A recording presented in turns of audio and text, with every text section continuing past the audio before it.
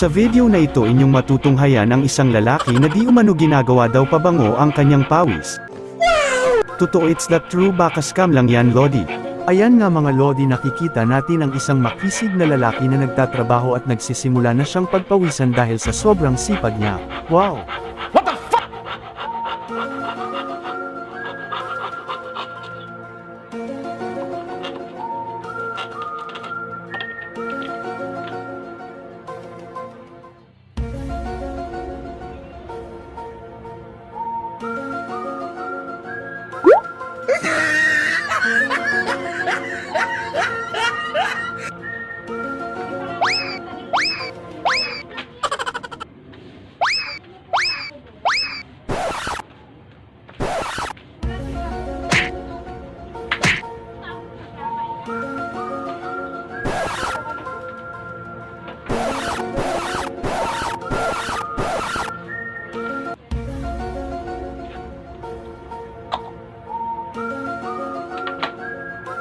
Ito nasisimula na ang operasyon este koleksyon.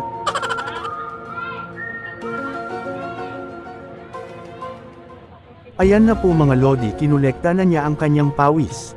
Seriously, what the fuck are you doing? Ayon sa aking informasyon, ito daw ay kinontrate ng mga malalaking kumpanya para ilabas sa merkado. Wow na wow, instant negosyo.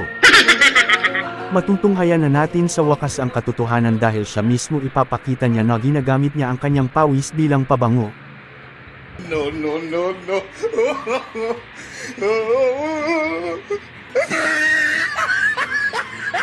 Ang bango. Ang bango.